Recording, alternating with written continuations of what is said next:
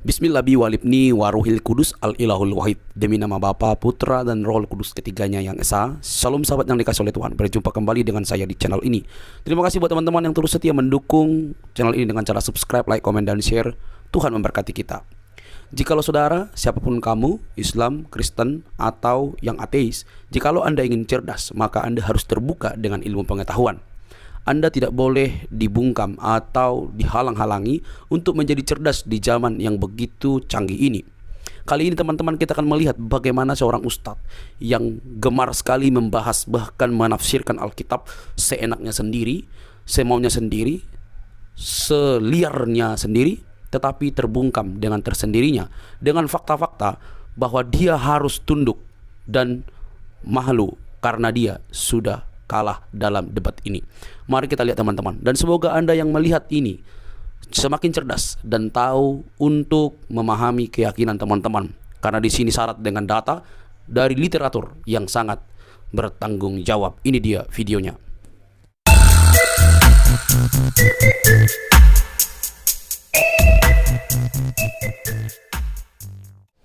Kalau saya sih Mbak, nggak ada alasan Tuhan itu disalib. Masa Tuhan kalah sama orang Yahudi itu mau menyalibkan Yesus karena pengakuan Yesus dia Allah.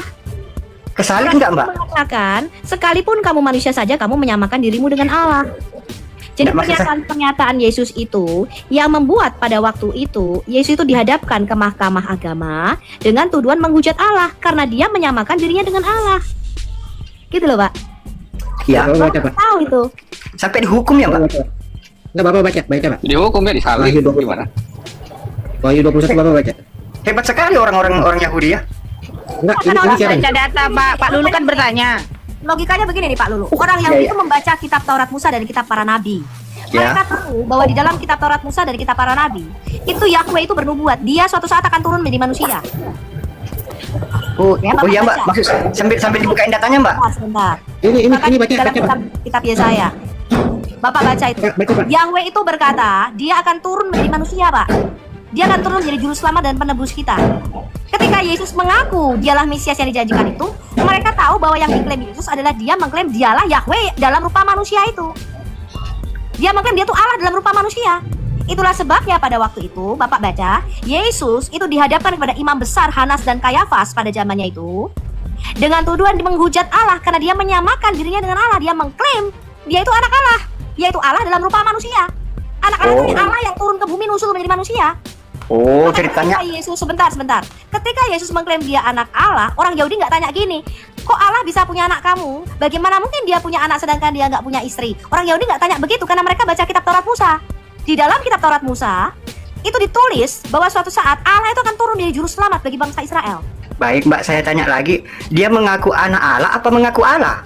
Anak Allah itu Allah dalam rupa manusia, Pak. Allah ya Allah, Pak. Maaf, saya Seperti potong. ya? Setahu saya baca di Lukas 22 di ayat 70. Enggak, baca dulu. Yesus Jangan tidak baca. pernah mengatakan dirinya itu anak Allah.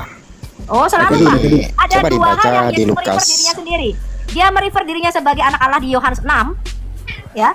Lalu Yesus berkata begini, kalau di dalam kitab Tauratmu tertulis ya bahwa dia menyatakan engkau adalah Allah dan anak-anak yang maha tinggi kamu sekalian, mengapa kamu berkata aku menghujat Allah ketika aku berkata aku anak Allah?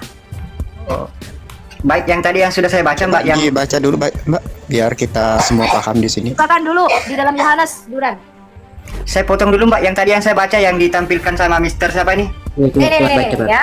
Iya, ini saya baca ya. Kalau ada yang Dalam keliru, Tauratmu, tolong dibenarin ya. Firman-Nya lagi kepadaku. Semuanya telah terjadi. Aku adalah Alfa dan Omega, yang awal, yang akhir. Yang haus, ya, akan kuberi minum. Dengan, kamu bacanya yang ayat 21, bacanya yang Wahyu 1 ayat 17 18 jelas. aduh, yang mana ya? Dibacain aja deh. Di bawahnya itu, barang siapa menang, ia akan memperoleh semuanya ini, dan aku akan menjadi Allahnya, dan dia akan menjadi anakku. Aku di sini siapa? Tuh, kurang jelas Pak Lulu. apa itu? Aku di Ya. situ siapa?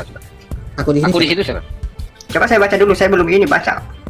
Barang siapa menang, ia akan memperoleh semuanya ini, dan aku akan menjadi Allahnya, dan ia akan menjadi anakku. Nah, Aku di sini. ini Aku di situ siapa? Ini Aku di situ siapa? aku. Ya, aku di situ siapa? Ya Yang aku di sini. berkata-kata itu siapa? Iya, yang berkata-kata itu. Siapa yang berkata di sini? Itu Yesus yang ngomong. Yang Oh, ini berkata Yesus. itu Yesus itu. Makanya Nah, tulisannya ini salah. yang aku alfa omega siapa? Yang aku alfa omega siapa?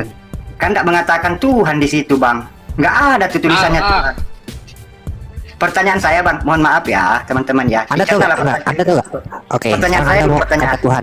Enggak, Anda mau kata Tuhan atau kata Allah? Itu dulu. Tadi yang saya tanyakan coba dicerna dulu, Bang. Tolong tunjukkan di dalam Injil itu Yesus itu Tuhan. Itu loh, Bang. Oh, bukan Yang Abang aku. tunjukkan itu Alfa Omega, bukan itu yang saya tanya, Bang. Bapak nanya apa tadi?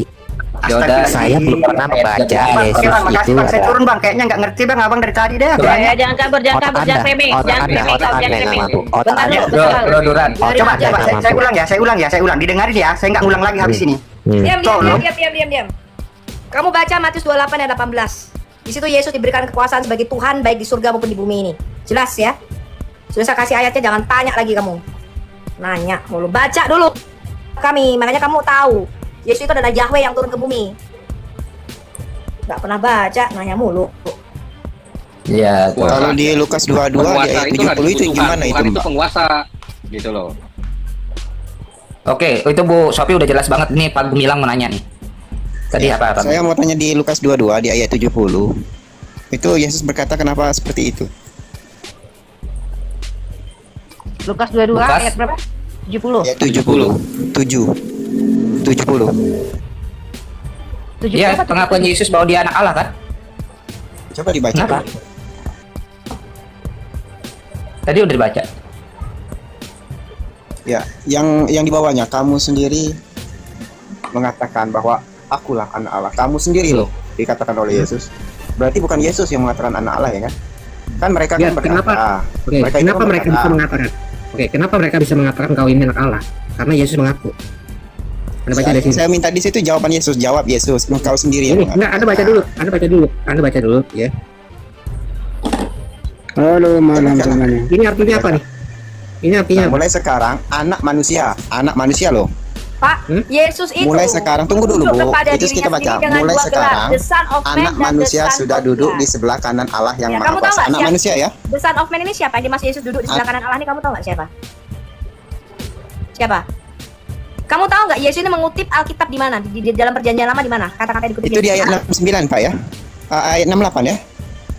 Yesus itu mengutip Mazmur 110 ayat 1, Mesias yang duduk di sebelah kanan Allah. Kamu tahu Itu Yesus kenapa mengatakan anak duduk di manusia. sebelah kanan Allah? Iya Pak, Allah itu menciptakan manusia itu untuk duduk di sebelah kanannya memerintah alam semesta ini. Itu yang Bapak nggak ngerti. Berkali-kali sudah Di mengajarkan situ apa tertulis yang di sebelah anak kanan manusia. Allah. Satu lagi anak Allah. Yang mana yang betul? Anak Allah atau anak manusia? Dua-duanya betul Pak. Yesus Kau- menunjuk pada dirinya sendiri dengan dua Bu, gelar, the betul Son kan of ini? Man dan the Son of Ini, God. Yesus Tapi dia punya ini dua kodrat. betul Gue itu. bilang Yesus punya dua kodrat. Insan ilahi. Jangan heran kau. Sebentar. Ya, sebentar. Betul kan Ini orangnya. kalau tidak punya kitab para nabi dan kitab Taurat. Ini makanya Jadinya kita begini. jadi susah menjelaskannya begini Pak Oli. Karena mereka itu tidak pernah baca kitab Taurat Musa sama kitab Mazmur, mereka nggak ngerti. Oke, Nah, Pak saya Gumilang. minta ayat di Lukas 22 di ayat 70. Ini Oke, firman Tuhan loh. Pak Gumilang, saya mohon ada pulpen sama kertas. Nanti Bapak tulis lingkaran ya, satu Adonai, satu Adon, atau Bapak tulis lingkaran, satu Tuhan huruf besar, satu lagi the Tuhan. T huruf. Ya. T huruf. Tuhan huruf besar ya. Bapak bikin lingkaran. Bapak tulis Pak, biar Bapak ngerti. Bapak tulis di lingkaran Tuhan huruf Yang saya kapital tanyakan semua. itu apa loh? Yang saya Gue tanya bilang, di Lukas gue bilang, 22. dia- kau mau bertanya kan? Ikutin aja. Mau bertanya atau enggak? Kenapa Anda tadi membuka Enggak, kau mau, data terus Anda tutup? bentar. Kau ikutin aja itu katanya. Kalau kau Di nggak punya hati Lukas turun 22 aja. tadi, kenapa Anda Kamu di sini mau dapat jawaban nggak? Ikutin Karena aja kata di sini- peraturan. Gini, Pak. Ini jalan kau jadi Kenapa orang. dikatakan duduk di samping di sebelah kanan Allah? Bapak baca. Demikianlah firman Tuhan kepada Tuanku. Ada dua Pak ya, antara Tuhan dan Tuhan. Setuju ya? Setuju Pak? Oke. Tuhan ini berarti manusia bukan? Tuhan itu ya manusia. Memang ada juga Manusia. tertulis kan di Oke, Daud oke. ya. Oke, dengerin baik-baik Pak. Duduklah di sebelah kananku. Nah, sekarang Tuhan berfirman kepada Tuanku, duduklah di sebelah kananku. Si Tuhan ini ada di mana Pak? Nggak tahu saya di mana itu. Tuhan itu Ya. siapa? Tuhan yang dimaksud itu tadi tuh huruf besar semua. Siapa yang dimaksud? Kalau Tuhan, berarti kan adanya seharusnya di sebelah kiri. Karena kan dia menyuruh, duduklah di sebelah kananku. Berarti si Tuhan ini ada di sebelah kanan dong. Setuju ya? Tidak itu. Tidak begitu.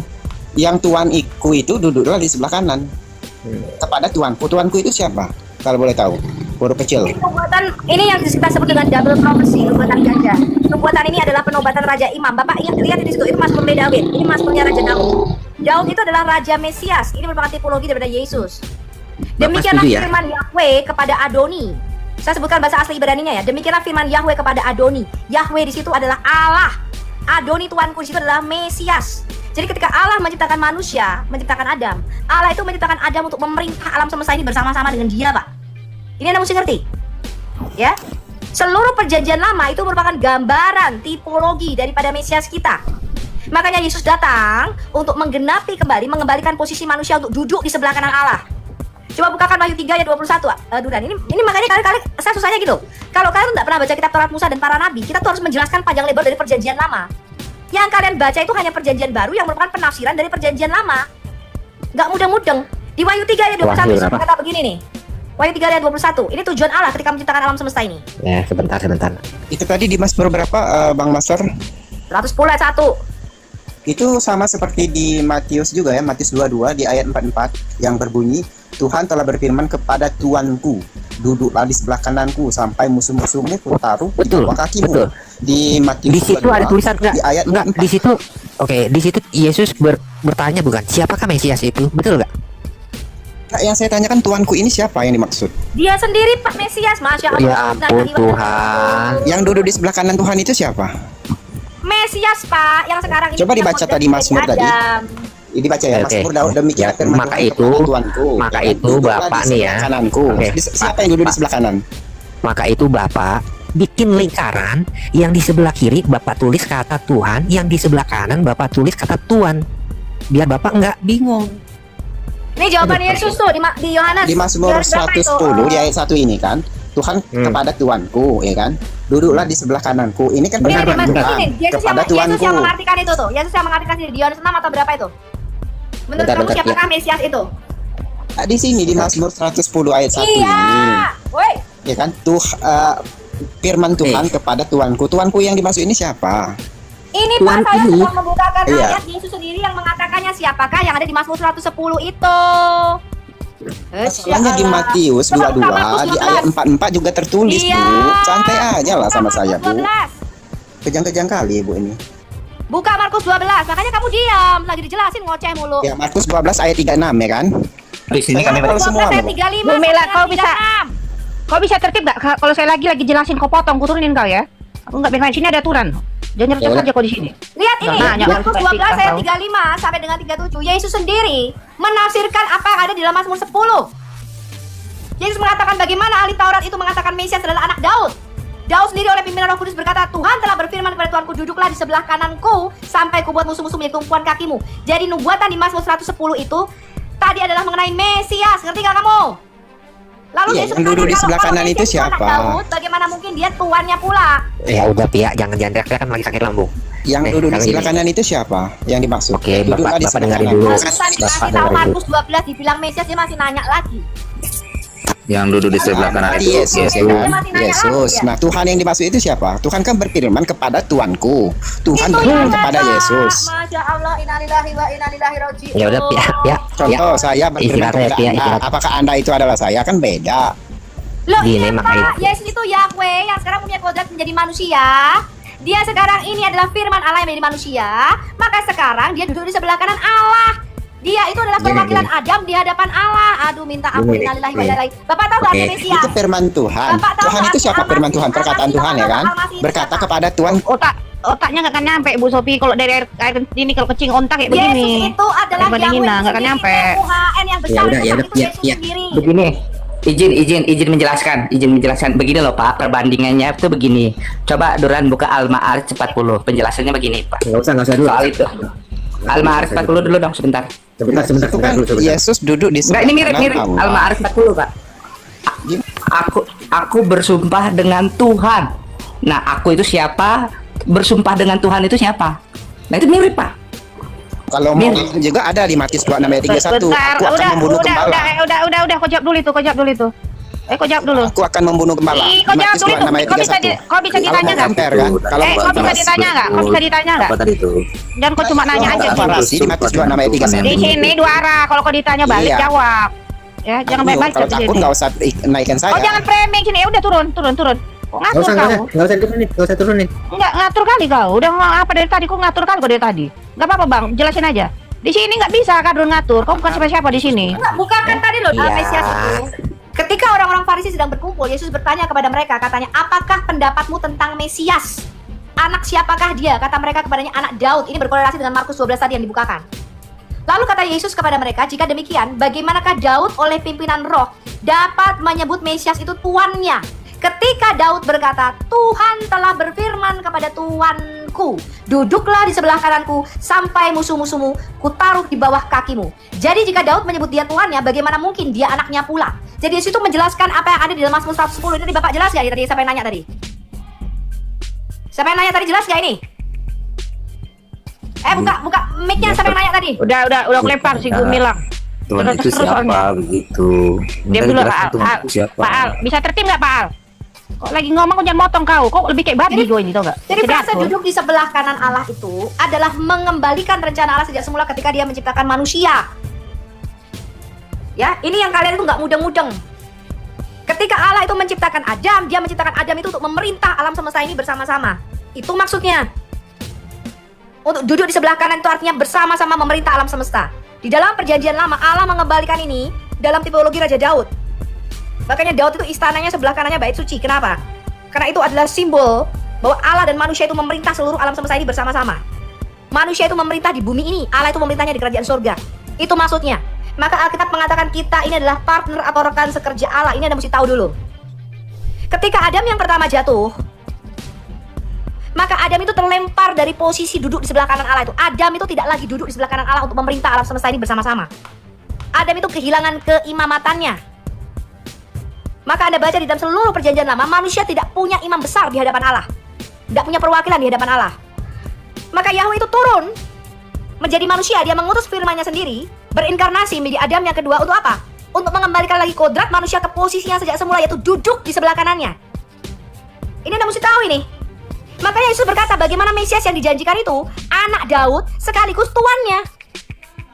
Karena Mesias itu bukan hanya lahir sebagai manusia yang secara manusia dari silsilah Daud diturunkan dari anak Daud, dari anak Abraham, melainkan Mesias adalah Tuhannya Daud yang sudah ada sejak semula, yang disembah Daud.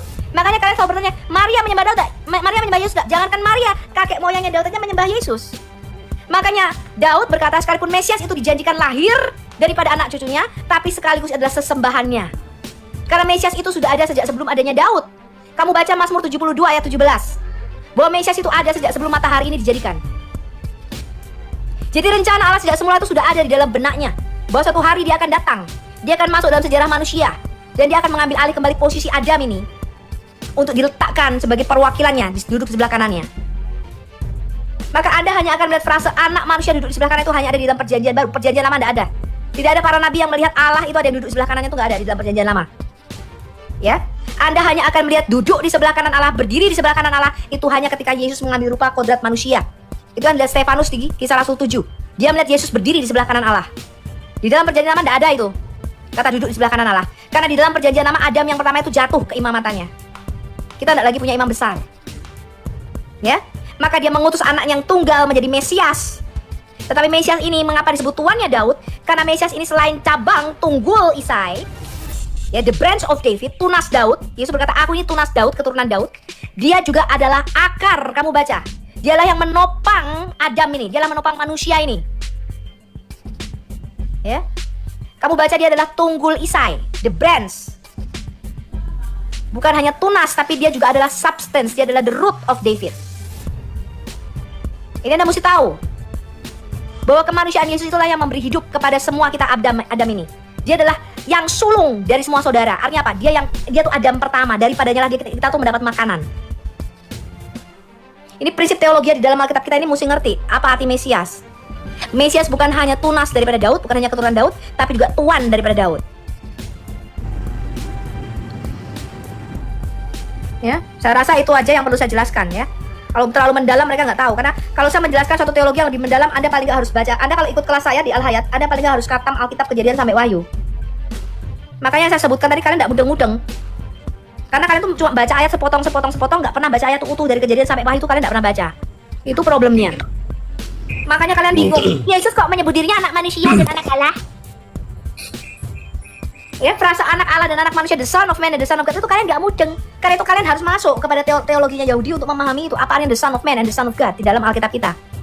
Itu perlu penjelasannya panjang lebar. Kalau nggak percaya tanya nih si Black Bull ini. Nggak mudeng mereka. Marah itu makin ini asam lambungnya naik. Makanya kalian itu Makanya kalian jangan botol-botol. Iya, jangan motong-motong. Orang udah nanya, kalian pula yang sok tahu, kan lucu kalian ini. Nanti kalian ditanya imanmu nggak bisa jawab. Iya, kalian itu kan nanya itu kan cuma comot-comot ayat. Ayat ini jawabannya apa? Ayat ini apa? Itu kalian tahu nggak? Perjanjian baru itu adalah penafsiran dari seluruh perjanjian lama. Kalau saya mau jelaskan ayat perjanjian baru yang dikatakan itu, saya harus kembali ke kitab Kejadian. Saya harus kembali ke perjanjian lama. Karena Yesus itu menafsirkan semua yang ada di dalam perjanjian lama kita. Sedangkan kalian nggak pernah baca gitu loh masalahnya. Kalian tuh nggak pernah baca Mazmur 110 tadi, makanya nggak mudeng ngapain dikatakan Yesus duduk di sebelah kanan Allah. Nah, ini kitabnya kan saling nggak nyambung Bu Sophie. Jadi Iya. gimana coba? Sementara kalau kita harus ditanya perjanjian baru, perjanjian lama pun harus tahu, harus ngapal. Urut dulu Berarti yang maksudnya sebagai dia sebagai Bu Sophie, bentar dulu Pak Al, diam dulu Pak Al diam dulu Pak Al. Itu bentar ya Bu Sophie, aku mau nanya ya. Jadi gini, tentang yang anak manusia itu karena itu merujuk kepada Adam. Betul, itu bukan Bu Sophie, karena Adam itu merujuk kepada Daniel itu sebagai manusia, keturunan ya. Kepada Daniel 7 ayat 9 sampai 14 bahwa anak manusia itu yang naik di atas awan-awan itu merujuk kepada kenubuatan tentang Mesias duduk di sebelah kanan Allah. Itu bukan berarti Trinitas. Ya, itu tidak bicara Trinitas. Kata duduk sebelah kanan itu bukan Trinitas, itu nggak bicara Trinitas. Ada banyak orang yang menjelaskannya keliru. Ya, mereka menjelaskannya itulah Trinitas, Bapa di sebelah kiri rambutnya putih, Yesus yang gondrong sebelah kanan, tengah-tengahnya burung merpati, itu bukan. Ya. Duduk di sebelah kanan, frase kata duduk di sebelah kanan itu bicara nubuatan tadi loh, di Mazmur 110, nubuatan Daud sebagai raja Mesias. Tadi baca kan Mazmur 110? Itu yang kita sebut dengan double prophecy, nubuatan raja imam. Itu nubuatan ganda. Daud itu juga disebut Melek Hamosia. Siapa yang tahu ini? Daud itu juga Mesias. Halo, orang sen tahu nggak bahwa Daud itu adalah Mesias? Daud itu utusan. Nah, ini botol memang. Dia Mesias untuk Yang diurapi juga. Israel ya Bu Sophie ya. Tapi Iya, Bu Sophie. kerajaan King of Messiahnya itu Yesus, puncak dari kemesiasan itu Yesus. Semua nabi, semua raja, dan semua imam itu adalah Mesias. Mereka adalah orang yang diurapi. Kata Mesias itu adalah orang yang ditunjuk, diurapi untuk suatu pekerjaan tertentu. Tetapi Yesus itu adalah Hamosias. Hamosia itu yang Mesias yang satu itu. Dia memegang 3 jabatan, imam, raja, dan nabi. Ini kalian mesti ngerti. Di dalam pandangan teologi Yahudi, Mesias itu harus memegang 3 jabatan tadi loh, raja dan imam. Menurut peraturan Melkisedek, Anda baca tuh ayat 4 dan 5 dan 6-nya. Aku telah bersumpah dan tidak akan menyesal. Engkau adalah imam untuk selama-lamanya menurut peraturan Melkisedek. Kenapa di Mazmur 110 tadi Tuhan berkata kepada Mesias, engkau adalah imam? Kenapa? Karena manusia itu sejak Adam yang pertama jatuh dalam dosa, manusia tidak punya imam besar gitu loh, teman-teman. Mudah nggak ini? Udah nggak punya imam, udah jatuh ke dalam dosa, udah nggak punya imam. Imamatan Adam itu jatuh. Makanya Tuhan berkata nih, ini saya bacakan ya, Mazmur 110 ayat, saya mulai bacakan ayat 3 ya, tadi yang dikatakan duduk di sebelah kananku sampai kubuat musuh-musuh menjadi tumpuan kakimu, tongkat kekuatanmu akan diulurkan Tuhan dari Sion. Artinya Tuhan itu, Allah kita yang adalah roh, itu memerintah di bumi ini melalui Mesiasnya. Ini Anda mesti mengerti. Tongkat kekuatanmu akan diulurkan Yahweh dari Sion, memerintahlah di antara musuhmu. Jadi Mesias itu memerintah bumi, itu atas otoritas daripada Allah kita. Makanya dikatakan Allah lah yang menjadikan Yesus yang kamu salibkan itu sebagai Mesias, sebagai Tuhan. Ini Anda mesti paham. Karena Allah kita itu roh. Kalau dia mau mengeksersis otoritasnya di bumi itu tidak bisa langsung. Dia harus menggunakan makhluk yang mempunyai tubuh jasad dari Adamah, mempunyai tubuh dari tanah. Maka di Mazmur 110 ayat 2 dikatakan, melalui tangan Mesias inilah Allah akan memerintah bumi. Ini Anda mesti tahu. Lalu di ayat 3-nya dikatakan gini, pada hari tentara bangsamu merelakan diri untuk maju dengan berhiaskan kekudusan, dari kandungan fajar tampil bagimu keremajaanmu seperti embun. Ini terjemahan LI-nya kurang tepat, ini memakai Masoretic text. Kalau Anda baca versi Septuagintanya dikatakan bahwa Mesias itu lahir dari rahim embun kelam Allah. Jadi Mesias yang sejati itu adalah anaknya sendiri yang lahir dari rahim Allah. Ini Anda mesti paham. Ya. Lalu ayat 4-nya berkata begini, Yahweh telah bersumpah dan ia tidak akan menyesal. Engkau adalah imam untuk selama-lamanya menurut peraturan Melkisedek. Ini artinya Yahweh berkata kepada Mesias, you are a priest forever. Itu sebabnya Yesus ketika dia mempunyai kodrat manusia, dia naik ke surga menjadi Allah. Itu artinya dia menjadi pengantara kita.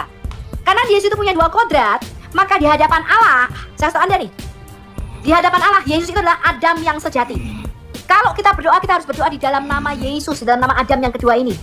Karena dia adalah imam besar kita, Allah tidak melihat kita, tapi Allah melihat Adam. Allah itu melihat imam besarnya. Di hadapan manusia, saya kasih tahu Anda, Yesus adalah Allah yang sejati. Sekali lagi, di hadapan Allah, Yesus adalah manusia yang sejati. Di hadapan manusia, Yesus adalah Allah yang sejati. Anda mesti paham ini, ya? Maka duduk di sebelah kanan Allah itu bukan bicara Trinitas, tapi bicara Mesias, Adam yang kedua, menjadi imam besar kita.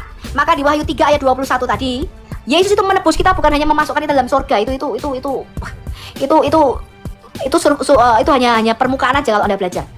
Penebusan Yesus itu mengembalikan seluruh penciptaan ini loh, langit dan bumi ini kepada rencana Allah sejak semula.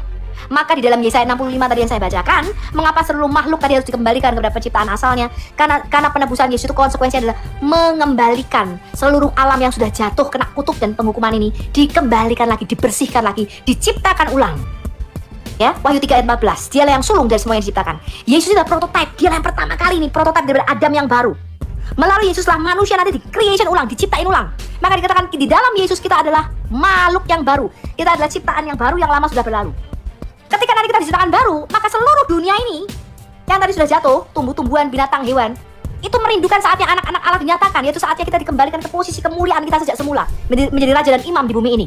Maka seluruh makhluk itu nanti akan ada damai sejahtera di bumi. Gak ada lagi tuh karnivor, itu gak ada. Makanya tadi si Raka, ya, dia tuh gak tahu. Kalau Anda belajar biologi, Anda tahu bahwa hewan-hewan yang karnivora itu tidak diciptakan untuk makan daging. Usus mereka, pencernaan mereka itu diciptakan untuk mencerna tumbuhan. Ini Anda mesti pelajari itu, ya. Makanya kenapa begitu kita makan daging itu terjadi pembusukan yang begitu cepat di dalam pencernaan kita. Karena sebenarnya kita itu tidak di-create untuk makan daging. Ini Anda mesti tahu, ini mesti paham. Mudeng ya. Manusia makan binatang itu kapan, teman-teman? Manusia boleh makan binatang kapan? Di dalam Alkitab kita. Jika Anda sedang jatuh dalam dari Taman Eden, setelah keluar dari Taman Eden. Bukan, manusia itu makan daging Kejadian 9 setelah Nuh. No. Ya. Bisa bertanya nggak Mbak? Layar ya. Tadi kan saya bacakan Kejadian 1 ayat 29 dan 30. Binatang itu makannya apa? Berfirmanlah Allah, lihatlah aku memberikan kepadamu. Ini firman Tuhan kepada manusia, kepada Adam. Lihatlah, aku memberikan kepadamu Adam segala tumbuh-tumbuhan yang berbiji di seluruh bumi dan segala pohon-pohonan yang buahnya berbiji, itulah yang akan menjadi makananmu. Adam boleh makan binatang enggak pada waktu itu? Enggak boleh. Dia harus makan buah dari pohon-pohonan, segala tumbuh-tumbuhan yang berbiji dan segala pohon-pohonan yang buahnya berbiji, itulah akan menjadi makananmu. Betul? Halo, siapa yang percaya di firman Tuhan ini? Ya dan amin. Angel. Makanya kalau ikut kelas saya mesti baca Alkitab. Bu Al-Hayat bisa bertanya nggak? Belum. Ayat 30-nya Tuhan berkata begini, tadi manusia diberikan makanan tumbuhan ya, bukan makanan daging. Lalu ayat 30-nya dikatakan begini, tetapi kepada segala binatang di bumi, dan segala burung di udara, dan segala yang merayap di bumi yang bernyawa, ku berikan apa? Segala tumbuh-tumbuhan hijau menjadi makanannya, dan jadilah demikian. Siapa yang masih percaya ini? Kejadian 1 29 sama 30? Atau ada orang yang sudah murtad di sini, nggak percaya kepada kitab Kejadian 1? Halo. Binatang itu tidak diciptakan untuk karnivora. Anda mesti paham itu. Kapan binatang dan manusia itu makan daging? Kejadian 9 Anda baca.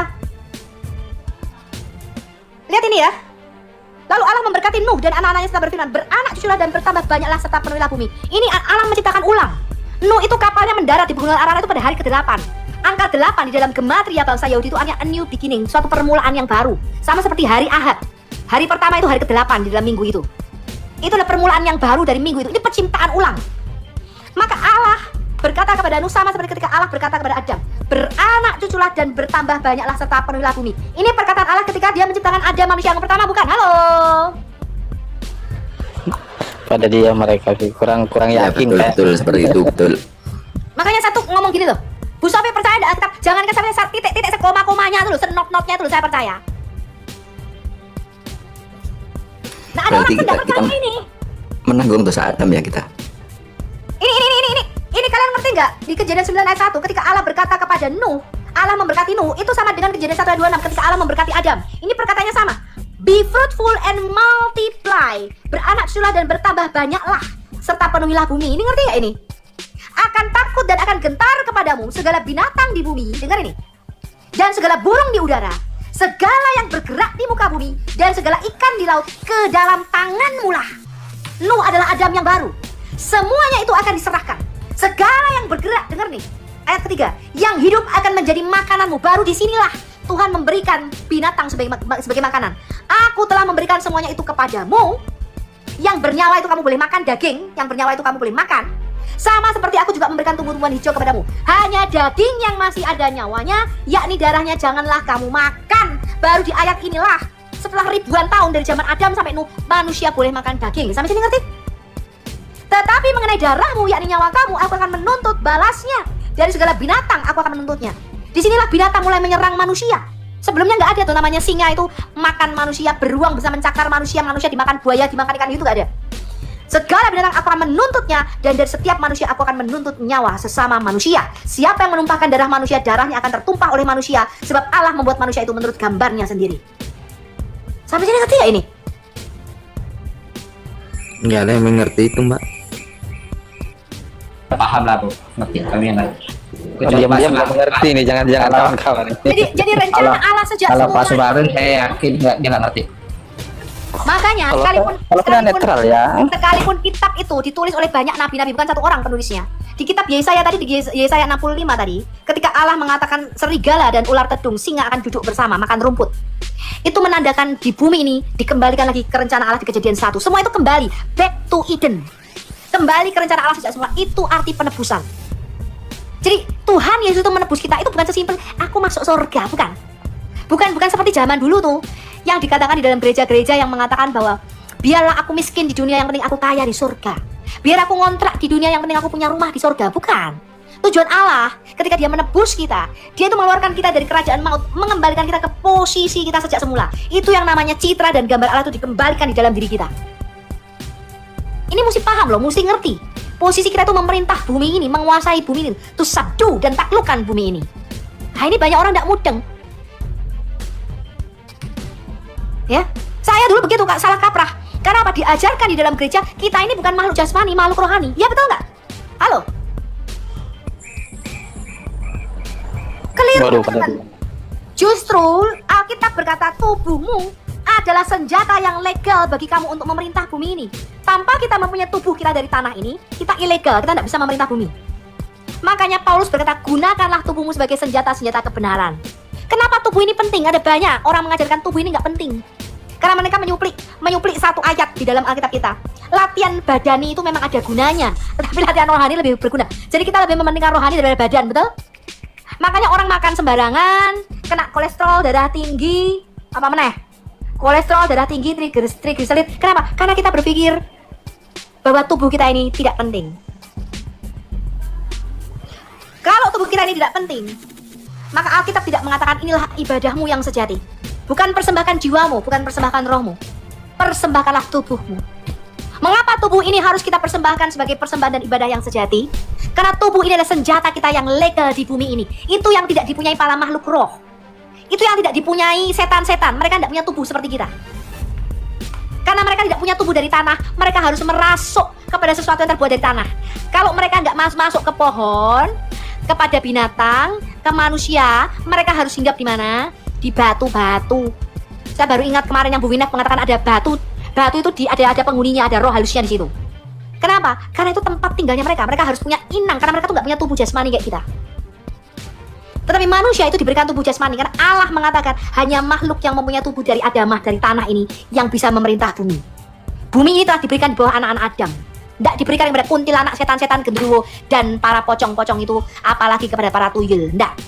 Karena itu ketika kita berkata terikat di dalam nama Yesus, mereka harus tunduk di bawah kaki kita. Karena mereka tidak punya tubuh jasad kayak kita. Kenapa setan-setan itu tunduk di dalam nama Yesus? Kenapa kita ini bisa menaklukkan dunia roh? Di bumi ya, bukan di alam roh. Alam roh itu dominannya mereka.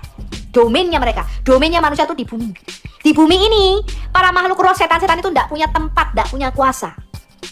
Karena mereka tidak punya tubuh nih loh, dari tanah nih loh. Makanya iblis pun Anda baca di dalam kitab Wahyu, dia menggunakan nabi palsu sebagai congornya. Kenapa iblis ketika bekerja di bumi ini menggunakan manusia? Karena iblis itu makhluk roh. Dia tidak bisa langsung di bumi ini. Iblis ketika datang kepada Hawa daripada Adam di Taman Eden, dia menggunakan ular. Kenapa dia menggunakan tubuh yang terbuat dari tanah? Hah? Kenapa dia menggunakan nakash? Ya karena yang berkuasa di bumi ini hanyalah makhluk yang terbuat dari tanah gitu loh teman-teman. Mereka tuh makhluk roh, nggak punya, itu bukan domain mereka. Bumi ini bukan ranah mereka. Ketika mereka mau menguasai bumi, mereka harus membujuk Adam ini untuk dimasukkan di dalam kerajaannya. Mereka menggunakan manusia. Karena Allah telah berfirman bahwa bumi ini harus berada di bawah telapak kaki kita. Itulah sebabnya kalau Anda lihat di dalam perjanjian lama ada peperangan. Muslim sering bertanya, kok bisa sih Allah menyuruh perang membunuh bangsa Amalek? Karena ketika Allah mau menyatakan kuasanya di bumi, karena dia roh, Allah kita itu roh, dia tidak bisa langsung berkuasa di bumi. Dia mau menghukum bumi dengan air bah, dia pakai Nuh, dia tidak bisa langsung itu. Dia tidak bisa langsung mendatangkan air bah di bumi ini. Dia harus ngomong dulu sama Nuh. Dia harus pakai dulu para nabi di dalam perjanjian lama. Anda baca di dalam perjanjian lama, Roh Kudus itu harus turun ke atas para nabinya. Dia harus menggunakan manusia ketika Allah itu mau bekerja di bumi. Kenapa Allah mau bekerja di bumi harus menggunakan manusia? Karena Allah kita itu roh.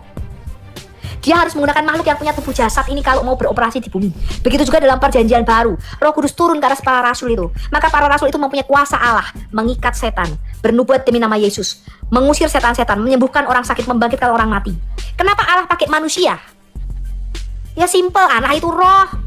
Bumi ini telah diberikannya kepada manusia. Kalau Tuhan mau bekerja di bumi, dia harus menggunakan seseorang yang mempunyai tubuh adamah, tubuh dari tanah liat. Makanya Allah menggunakan Anda dan saya, menggunakan manusia. Itu sesimpel itu kalau Anda belajar prinsip kerajaan. Nah ketika Yesus, Allah itu punya dua kodrat, sekarang dia punya kodrat manusia, maka secara legal dia bisa berkuasa di bumi. Maka Anda hanya akan menemukan frase Yesus mempunyai kuasa di bumi setelah dia punya kodrat manusia, setelah dia bangkit dari antara orang mati di Matius 28 ayat 18. Sebelumnya Allah kita tidak bisa langsung ke bumi. Tidak bisa, karena dia roh. Baru setelah Yesus punya kodrat manusia secara legal, dia bisa memerintah bumi ini. Baru secara legal Yesus mengatakan, sekarang kepada aku telah diberikan segala kuasa di surga dan di bumi. Hanya setelah Allah itu mengambil kodrat manusia. Tanpa dia mempunyai kodrat manusia, Allah tidak bisa. Yang Allah tidak bisa turun ke bumi di Wahyu 21 tadi. Yerusalem baru turun ke bumi, maka Allah berada di tengah-tengah manusia. Allah berkemah di tengah-tengah manusia, itu tidak bisa teman-teman. Anda lihat dalam perjanjian lama, Allah yang adalah roh itu, ketika dia mau berkemah di tengah-tengah, dia menggunakan para nabi, dia hinggap di para nabinya. Dia tuh rohnya tuh hinggap pada Musa itu. Anda baca tidak di dalam perjanjian lama? Tidak bisa langsung. Di dalam Wahyu 21, Allah itu bisa langsung memerintah di tengah-tengah kita hanya ketika dia sudah mengambil tubuh dari tanah ini loh. Dia punya kodrat manusia. Hanya setelah dia mengambil tubuh dari tanah, maka Anda lihat sekarang tidak ada lagi matahari. Karena Allah dan anak domba itu adalah matahari dan lampunya. Allah bertahta di tengah-tengah kita dengan menggunakan Mesiasnya. Anda mesti paham itu. Makanya tadi di Mazmur 110 ayat 2 berkata apa? Memerintahlah di bumi ini, tongkatmu diulurkan Tuhan dari Sion. Jadi Tuhan itu memerintah bumi ini, itu melalui tangan kanannya, itu Mesias. Gitu ya teman-teman ya. Jadi jangan lagi ada yang bingung, kok mengabarkan Injil kepada segala makhluk ya? Karena segala makhluk telah jatuh ke dalam kutuk dan penghakiman bersamaan dengan jatuhnya Adam. Ya, maka ada COVID, ada pandemi, ada panen gagal, ada gempa bumi, ada tanah longsor, ada banjir. Itu bukan rencana Allah ketika dia menciptakan bumi ini. Itu rencana siapa? Rencana siapa?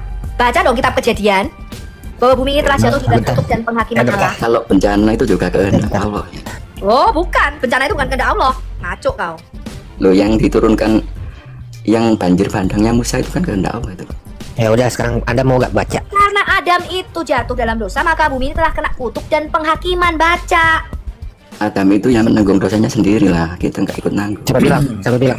Anda yang bilang atau Tuhan Anda yang bilang? Tuhan Anda bilang makin banyak pertanyaan saya yang Oke, ini ya. Oke, Anda baca ya. Mama mendengarkan makin banyak pertanyaan saya yang saya ingin tanyakan ke Mbak Alha. Enggak, sekarang Anda baca. Kamu jangan Kalau tanya, Anda baca dulu Alkitab, baru kamu tanya sama saya. Sebentar. Iya, sebentar. Kalau di dalam Quran Anda itu justru memberitahu bahwa Anda menanggung dosanya Adam gimana? Nggak ada, kita ini dosanya sendiri-sendiri. Oke, Anda baca sekarang. Fama ya'mal misqala dzarratin khairan yarah. Iya, Anda baca sekarang. Coba Anda baca sekarang. Di sini dulu Anda baca. Dan apa berfirman, hai Adam, bertempat tinggal kamu dan istrimu di surga, serta makanlah olehmu berdua. Surga di jannah. Jannah itu taman. Di mana saja yang kamu sukai, dan janganlah kamu berdua mendekati pohon kuldia. Adam di sini di surga ini mati apa kagak menurut Anda? Hidup. Di surga ada kematian nggak menurut Anda? Di surga nggak ada. Oke, kalau di surga nggak ada, ingat ya, hai Adam, bertempat tinggallah kamu dan istrimu di surga. Berarti Adam disuruh diperintahkan untuk di surga, bukan? Iya, di surga. Oke, ya. Kalau Anda bilang iya, berarti di surga nggak ada kematian ya. Kita baca berikutnya. Kita baca berikutnya. Ya. Maka setan ya, Maka setan membisikkan, ya suruh makan buah itu ya. Ini dia juga membisikkan. Tetap setan membisikkan. Keduanya berkata, ini udah dong, ini udah dimakan dong sama keduanya dong. Kayu itu, benar nggak? Ya udah dimakan. Oke, setelah udah dimakan, apa kata Tuhan Anda? Turunlah kamu sekalian ke bumi kan. Biar kamu menjadi Disuruh musuh. Oke, disuruh turun kan? Iya. Disuruh turun dari surga kan? Oke. Diusir dari surga. Iya memang. Oke. Ketika dia diusir dari surga, ketika dia di bumi, apa kata Surga Tuhan? itu Taman Firdaus atau Taman Eden. Itu kata Iya, dia biarin sama aja. Jana. Oh, Taman Eden, oke. Di bumi Ketika sudah dikeluarkan dari surga, apa kata firman Tuhan Anda? di bumi itu kamu hidup, di bumi kamu mati. Ya. Dan Tuh, dari kematian bumi itu itu pula akibat kamu Tuhan. akan dibangkitkan. Nah, kematian itu Sekarang akibat Anda Adam mati jatuh dalam gara-gara dosa. siapa? Ngerti nggak kamu? Anda mati Mana? gara-gara siapa? Kenapa? Anda mati Lagi kan- gara-gara Adam ke bumi bukan? Loh ya memang sudah kodrat manusia. Kullu nafsin dha'iqatul maut. Anda melanggar perintah Allah. Dibaca Ada lagi. ayatnya. Kullu nafsin Oke, dha'iqatul maut. Tiap-tiap yang bernyawa akan mati. Ayat itu duluan mana? Penciptaan Adam atau ayat itu? Menurut Anda aja nih. Makanya musim itu tidak tahu dari mana kematian itu berasal, Duran. Tuh. Tiap-tiap yang bernyawa itu akan mati. Kullu nafsin Dan Lalu, manusia oke. itu tidak diciptakan untuk kematian, botol. Oke, kalau betul, dikatakan kamu yang tiap-tiap betul. yang bernyawa, kalau Iya, dikatakan tiap-tiap yang bernyawa akan mati, berarti di surga pun ada kematian dong, menurut ayat itu. Belum. Kalau yang di Oh, belum? surga kan belum. Itu kan berlaku di surga dunia. Berlaku di dunia. Ada di surga. Berbuat dosa, Logikanya di Adam mana? bisa mati. Berlaku di Kalau dunia. Adam nggak berbuat dosa, Ah, ya. mati nggak? Kalau Adam tidak berbuat dosa, ada kematian nggak? Yang enggak, yang dia di surga. Ya udah, berarti kematian adanya di mana? Di bumi atau di mana? Ya di bumi. Di bumi setelah Adam di bumi atau pas Adam di surga? Kematian itu Setelah ada. Setelah Adam di Ya bumi. udah, berarti Adam mati Terus? gara-gara Adam. Lo yang enggak. Kan Oh, udah enggak? jelas ayatnya. Ayatnya itu kullu nafsin coba dha'iqatul Anda maut. baca. Setiap Coba Anda yang baca. bernyawa Oke. akan mati. Oke, Oke, coba coba kita lihat Anda baca. yang berdosa Adam apa anaknya dibacakan nih? Kain Lihat nih. kenapa ikut mati nih? Ntar ke situ nih ya. Saya bukari ya. Oke. Apa kata Nabi Adam? Pertanyaannya ini Adam turun ke Ini bumi itu naik ini apa? dosa waris di dalam Quranmu, ini dosa waris dalam hadismu dibacakan. Mana? Kamu Musa yang telah Allah pilih dengan risalah ajarannya dengan kalimat firman-Nya, lalu kamu menyalahkan aku atas urusan yang telah ditakdirkan atasku sebelum aku diciptakan. Maka kemudian Oke. Di sini Musa Siapa menyalahkan siapa? Di Siapa? sini Musa menyalahkan siapa nih? Musa menyalahkan siapa? menyalahkan Adam. Apa itu? Menyalahkan Adam. Sawaris siapa ya? Musa menyalahkan Adam dong. Kamu yang telah mengeluarkan kami dari surga, betul nggak? Hmm. Oke. Kamu Nabi yang telah Adam mengeluarkan kami dari membalas itu surga, kan. ya? Terus Oke. Nabi Adam membalas kamu Musa yang telah. Oke. Ayo tunjukkan bawahnya. Yang Di sini telah- Musa menyalahkan Adam nggak? Ya, Oke. Gara-gara Adam bukan manusia itu hidup di ke dunia. dunia. Iya. Gara-gara Adam atau bukan? Iya. Iya betul kan? Lalu Itu Adam kan berkata apa? sudah. Itu kan sudah seperti itu. Memang Oke, kalau begitu, awal mula- ketika Anda di dunia ini Anda mati, gara-gara Adam atau bukan menurut Musa? ya bukan. Coba, Sudah kok kodrat. bukan? Coba Anda baca, Hai Musa. Nah, ini Coba Anda baca. salah satu yang sering menjeduk-jedukkan kepala ke lantai, makanya kocelak dia. Ini yang urut sama kayak yang bicara itu. Coba, Tidak, saya sampai tidak coba pernah baca. merasa ke lantai seperti Anda, Pak. Makanya coba Anda orang- baca. Adam berdebat, Nabi Musa berkata kepada Adam, kamu adalah Adam yang dosa-dosamu telah mengeluarkan kamu dari surga. Itu kan Kamu dosa-dosamu. apa kami? Kamu apa kami? Kamu sini? dosa-dosamu telah mengeluarkan kamu dari surga, ya kan? Oke. Kalau Kan bukan bukan- karena Adam, karena Adam, kira-kira manusia di mana? Ya di surga.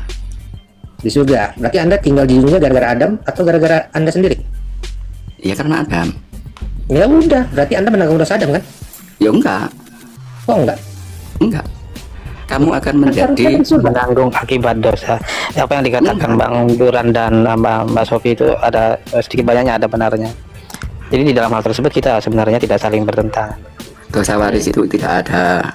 Ada, Itu tidak. dosa waris Gini loh, itu gini loh. Dosanya Adam. Barang siapa yang Nih, saya kasih Anda melakukan contoh. Nggak, saya kasih Anda contoh. Ya. Kenapa di Indonesia ada tulisannya keturunan PKI? Kenapa? Karena dosa adalah dosa waris, adalah status kita sebagai manusia berdosa. Ngerti kamu? Anak PKI itu, karena statusnya anak PKI, walaupun pemberontakan PKI itu dilakukan oleh bapaknya, tapi dia menanggung akibatnya. Selama statusnya tidak diputihkan, maka statusnya tetap anak PKI. Sama seperti kita. Dosa warisan itu bukan perbuatan dosa, kamu salah. Perbuatan dosa itu ditanggung sendiri-sendiri. Saya berdosa, nggak mungkin saya nanggung dosamu. Tetapi yang dinamakan dosa asal itu bukan perbuatan dosa. Dosa asal adalah status kita, hakikat keberdosaan kita. Ngerti kamu? Status kita itu manusia berdosa di hadapan Allah. Bayi lahir dalam Alkitab itu statusnya manusia berdosa. Bayi lahir di dalam Alkitab itu nggak ada yang pertasi tinggal kayak gitu. Kok kamu ketawa? Izin menjelaskan. Izin pertanyaannya gini Mbak, kenapa anak-anak general itu? Ya? Anda tahu nggak Kabil lahir di mana? Makanya saya selalu mengatakan apa? Contohnya anak pelacur. Yang melacur ibunya yang nanggung dosanya, akibatnya siapa? Anaknya. Kalau bapakmu koruptor, maka kamu tidak melakukan korupsi. Tetapi kamu karena status kamu anak koruptor. Jadi dosa asal itu bukan bicara perbuatan dosa yang ditebus Yesus. Ya, bukan kita mencuri lalu Yesus yang menanggung dosanya, kita membunuh Yesus yang menanggung. Bukan. Yesus itu menebus manusia, status kita itu dibenarkan dari manusia berdosa, dibenarkan dari manusia yang benar di hadapan Allah, baru kita bisa melakukan perbuatan tidak berdosa lagi. 1 Timotius 1 ayat 15. Jadi ini yang kalian nggak pahami antara dosa waris dengan perbuatan dosa. Dijelasin berkali-kali, mudeng-mudeng kalian itu. Baik teman-teman yang dikasih oleh Tuhan, kita sudah menyimak dari awal hingga akhir bagaimana diskusi ini berlangsung dengan luar biasa. Anda dapat memitik apa yang menjadi poin untuk teman-teman sendiri. Tidak perlu kepanasan, tidak perlu baperan, bahkan Anda harus menjadi orang cerdas di dalam memahami segala sesuatu. Anda boleh beragama, Anda boleh berkeyakinan apapun, tapi Anda harus pintar dan tahu dari mana asal muasal agama Anda dan bagaimana penentuan-penentuan di dalamnya, dan bagaimana kita dapat memahaminya secara sejarah dan juga dari mana literatur-literatur yang dibukakan. Tentu runut semuanya dan dapat dipertanggungjawabkan. Kalau kita bisa mendengar dan melihat dengan jelas dan detail teman-teman dari perdiskusian yang ada ini, maka kita lihat bagaimana ustadz tersebut mutar-mutar dalam mencari literatur dan mempertanggungjawabkan apa yang dipertanyakan. Tentu apa yang disampaikan oleh apologetik Kristen tersebut sudah sangat luar biasa, mampu menjawab. Tetapi apa daya bahwa cara pandang, perspektif yang digunakan oleh kedua belah pihak itu berbeda. Maka tentu dari segi pemahaman Kristen itu sudah tepat, tetapi dipahami dengan cara pandang Islam, maka semuanya menjadi berantakan. Oleh karena itu, kalau kita kepengen belajar tentang Alkitab dan seluruh yang dipertanyakan oleh sang ustadz tersebut yang sering selama ini membahas Alkitab, maka sebenarnya sudah sangat jelas. Yang diperlukan adalah dia mau mengakui kebenaran dalam Alkitab yang berdasarkan sejarah pada zamannya, yang berbeda dari tradisi Islam atau Quran atau keyakinan dari sang ustadz tersebut. Maka kalau dipakai dengan dipahami dengan logika yang sangat terbuka, maka ada banyak orang yang akhirnya dicerdaskan melalui video tersebut. Kalau mereka tidak mau belajar, maka mereka terus buta. Tetapi kalau mereka dapat melihat bahwa ini ilmu untuk mereka, maka mereka dapat disegarkan pikirannya dan akan melihat kebenaran yang sejati itu, bukan kebenaran yang dibuat-buat, hanya modal dipaksakan, diklaim, tapi kebenaran yang sudah terbukti dari dahulu hingga sekarang, mampu membawa orang kepada kebenaran yang sejati. Semoga ada banyak orang yang dicerdaskan, karena dengan melihat fakta yang sudah banyak tersebar, itu dapat mencerdaskan Anda dan dapat menilai bahwa keyakinan Anda apakah itu tepat. Saya percaya bahwa Kristus melampaui semuanya. Kita sebagai apologetik Kristen hanya diberi kuasa oleh Tuhan untuk memberi pertanggungjawaban. Selebihnya biarlah Tuhan yang mengerjakan bagi setiap orang. Sampai di sini video saya teman-teman. Semoga Anda cerdas, tidak perlu kepanasan. Jangan lupa untuk mendukung dengan cara subscribe, like, komen, dan share. Sampai ketemu di video selanjutnya. Bye-bye.